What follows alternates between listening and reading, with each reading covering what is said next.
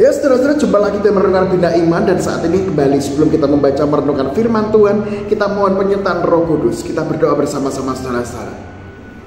Sungguh suatu anugerah ya Tuhan, ketika saat ini kembali Tuhan memberi kami kesempatan untuk menikmati kehidupan ini. Oleh sebab itu ya Tuhan, kami tidak mau menyia-nyiakan kesempatan ini dengan mendasarkan kehidupan kami dengan firman Tuhan. Oleh sebab itu, saat ini berfirmanlah, kami siap untuk membaca, merenungkan, dan menghidupi firman-Mu ini. Dalam nama Yesus kami berdoa. Amin. Suatu hari ada seorang raja yang diberikan peringatan kepada bawahannya.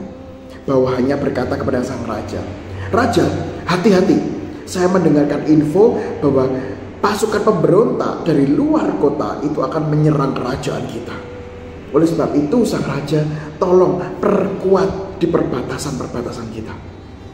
Nah, mendengar masukan dari bawahan itu, sang raja berkata, "Wah, ngapain kita takut? Ngapain kita untuk gelisah? Udahlah, kerajaan kita itu kuat, kerajaan kita itu mampu. Nggak akan bisa deh pasukan pemberontak itu mengalahkan kerajaan kita." Kemudian bawahannya yang lain mengatakan, "Loh, tapi ini hati-hati loh raja. Mereka itu sudah sering mau nyerang kita.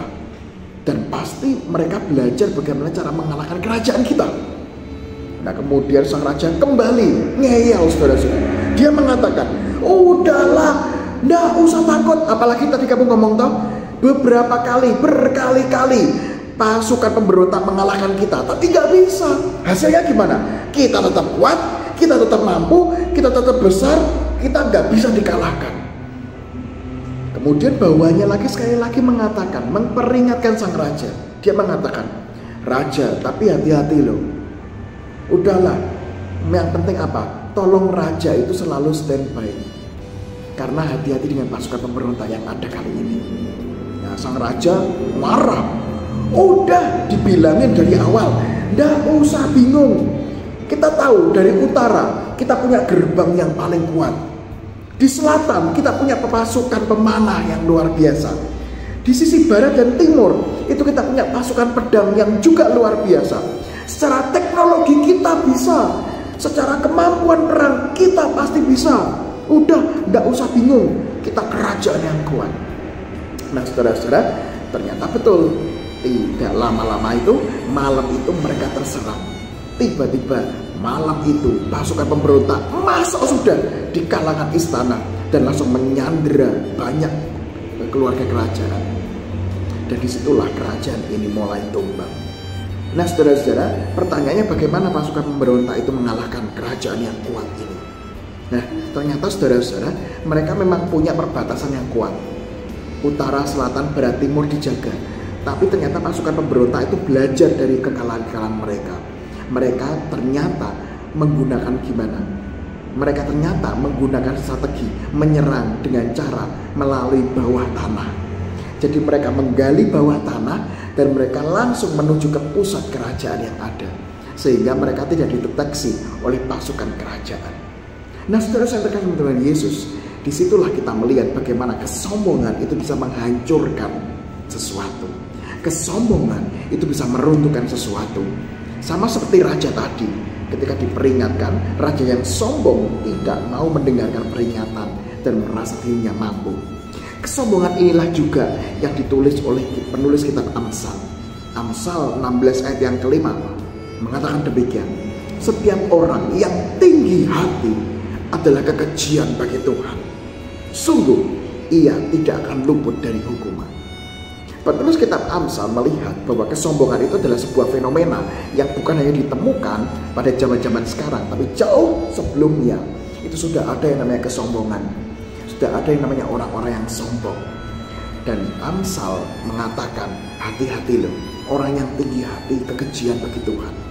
Maka dari itu saudara saya kasih dalam Tuhan Yesus, hari ini kita melihat, emang ada apa sih dengan sombong? Dan ternyata ada 3 racun kesombongan. Kesombongan itu bisa merusak, menjadi racun bagi kehidupan anak-anak Tuhan. Kenapa? Yang pertama, karena kesombongan itu membuat orang terlalu mengandalkan diri sendiri dan mengerdilkan kekuatan Tuhan, mengerdilkan Tuhan. Orang yang sombong itu membuat, apa sih Tuhan? Buat apa saya berdoa? Buat apa saya mengandalkan Tuhan? Saya sudah pintar, saya sudah mampu, saya sudah besar, saya sudah bisa apapun juga. Sehingga orang sombong itu membuat dirinya mengerdilkan Tuhan dalam kehidupannya. Seakan-akan Tuhan itu nggak penting dalam kehidupannya. Itu racun yang pertama.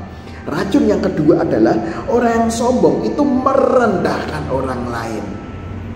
Mereka tidak mau mendengarkan masukan dari orang lain, tidak mau mendengarkan pendapat dari orang lain. Sama seperti sang raja yang tadi ya saudara-saudara ya, bawahannya sudah memperingatkan, hati-hati loh raja. Tapi raja yang sombong tidak mau mendengarkan masukan orang lain, menganggap dirinya pinter, menganggap dirinya mampu, sehingga orang lain dilihat sebagai orang yang bodoh, orang yang kurang, orang yang tidak mampu. Sehingga saudara-saudara, orang sombong itu merendahkan orang lain. Dan racun yang ketiga adalah orang sombong itu nggak akan berkembang hidupnya. Kenapa? Karena dia merasa dirinya mampu, merasa dirinya pinter, merasa dirinya kuat. Sehingga dia merasa, ngapain saya berkembang loh, saya sekarang sudah pinter loh. Ngapain saya belajar, ngapain saya mengembangkan diri loh, saya sudah pinter, saya sudah bisa, saya sudah besar. Dan itu membuat orang sombong gak akan pernah berkembang. Oleh sebab itu saudara-saudara terkasih dalam Tuhan Yesus, hari ini kita kembali diingatkan dengan dosa kesombongan. Kenapa? Karena kesombongan itu bisa membuat kita lupa Tuhan, membuat kita merendahkan sesama, dan kesombongan membuat kita tidak bertumbuh dan berkembang. Oleh sebab itu saudara-saudara terkasih, saya teringat dengan sebuah lagu sekolah minggu. Sombong, sombong, sombong itu dosa. Sombong, sombong, sombong itu dosa. Sombong, sombong, sombong itu dosa. Anak Tuhan gak boleh sombong.